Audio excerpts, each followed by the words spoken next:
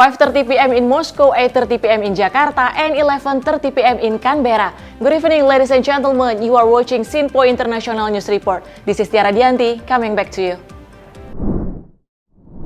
India Prime Minister Narendra Modi held a bilateral meeting with the Prime Minister of Vietnam, Pham Minh Chinh, in New Delhi. In the meeting, Modi said that India supports navigation, not expansionism, in the Indo Pasific region. This was conveyed addressing the dispute of China and Vietnam in the vast South China Sea.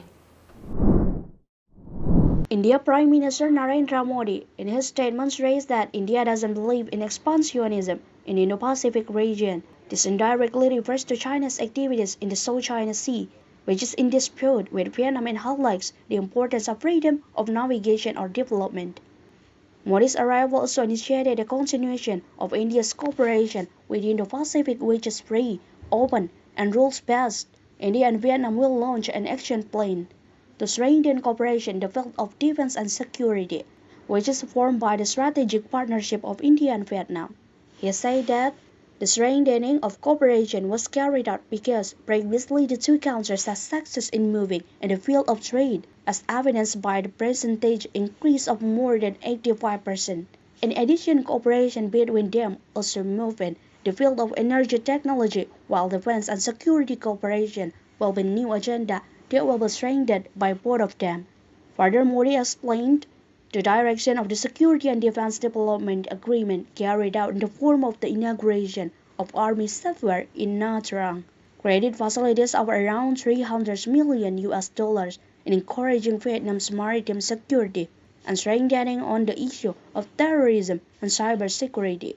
Friends, पिछले एक दशक में हमारे संबंधों के आयामों में विस्तार भी हुआ है और इनमें गहराई भी आई है। पिछले 10 वर्षों में हमने अपने संबंधों को कॉम्प्रिहेंसिव स्ट्रेटेजिक पार्टनरशिप का रूप दिया है। हमारे द्विपक्षीय व्यापार में 85% से अधिक बढ़ोतरी हुई है। एनर्जी, टेक्नोलॉजी एवं डेवलपमेंट पार्टनरशिप में आपसी सहयोग में विस्तार हुआ है। रक्षा एवं सुरक्षा क्षेत्रों में आपसी सहयोग को नई गति मिली है। पिछले दशक के अचीवमेंट्स को देखते हुए आज की हमारी चर्चा में हमने आपसी सहयोग के सभी क्षेत्रों पर व्यापक रूप से चर्चा की। Sinpo International News Report. International Olympic Committee spokesperson Mark Adams delivered a defense of the controversial issue circulating about two boxers at the center of a gender dispute in a daily press conference in Paris on Friday 2024. He intends to straighten out the wrong reports that mislead the public information. Spokesman for the International Olympic Committee, Mark Adams, spoke out regarding the controversy over gender, which was referred to as an act of harassment of boxers. Previously, back in 2023, a controversial issue circulated against the disqualification carried out by the International Boxing Association on Algerian boxer Imane Khalif and Taiwanese boxer Lin Yuting, because both were deemed not to meet the eligibility criteria for competing in the female category. But on the agenda of the Boxing Olympics in Paris, Khalif wasn't getting the opportunity to compete. Even she had defeated Angela Carini, an Italian boxer, due to Carini resigning within 46 seconds of battle after she was hit by Khalif.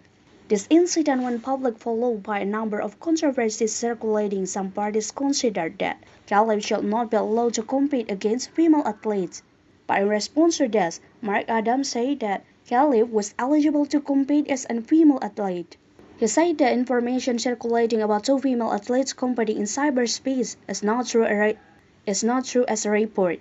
He said this is not a fight between men and women, this is a match between women and women. Adams said that the athlete Khalif, as an Algerian boxer, was born as a woman, registered as a woman, and lived his life as a woman. Mais Serekar. We've seen in reports misleading information about 2 female athletes competing in the Olympic Games Paris 2024. The 2 athletes have been competing in international boxing competitions for many years in the women's category, including at the Olympic Games Tokyo 2020, International Boxing Association World Championships and IBA-sanctioned tournaments. These 2 athletes were the victims of a sudden and arbitrary decision by the IBA. Towards the end of the IBA World Championships in 2023, they were suddenly disqualified without any due process. There were a sex test that everyone agreed with, and everyone agreed with the criteria. I don't think anyone wants to see a return to some of the scenes, and I've talked to some, I know some of those athletes who underwent sex tests in their teens. It was pretty disgraceful, and luckily that is behind us. This is a minefield. And unfortunately, as with all minefields, we want a simple explanation. Everyone wants a black and white explanation of how we can determine this. That explanation does not exist, neither in the scientific community nor anywhere else. Sinpo International News Report. Thousands gathered in central Tokyo on Saturday to celebrate the Bon Odori festival in Shibuya. Bon Odori is a series of ceremonies in Japanese tradition to celebrate the arrival of ancestral spirits every 15 July based on the Tempo calendar. The Obon Festival, also known as Bon Festival, is an annual Japanese holiday that commemorates and remembers deceased ancestors. It is believed that their spirit returns and it is time to visit their relatives. This festival held on 19th till 15th of August and took place at the famous Shibuya crossing next to Shibuya 109 shopping center. People dancing around a Yagura tower in synchronized movements. Both locals and tourists participated, enjoying the combination of traditional music and the modern environment. The festival has been held since 2017, with traffic block and food and entertainment stalls available. この気温の中でも皆さん渋谷愛が強いので盆踊りをしています。 Rahel, Simpo International News Report. Hezbollah Secretary General Hassan Nasrallah declared on Thursday that a response to the assassination of Commander Fuad Shukr is inevitable.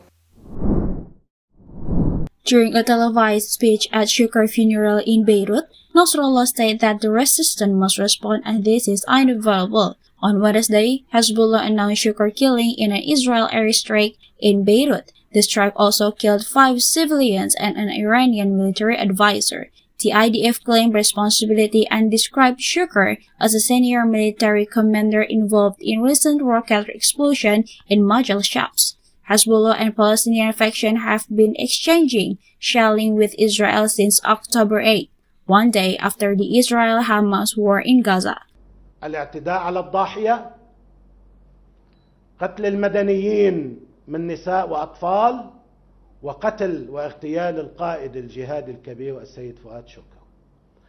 هذا بالنسبة لنا هلا لكل اللي عم بيناقشونا بالعالم وعم يتصلوا وعم يحكوا ومشاكل، هم يعلمون أن المقاومة لا يمكن إلا أن ترد.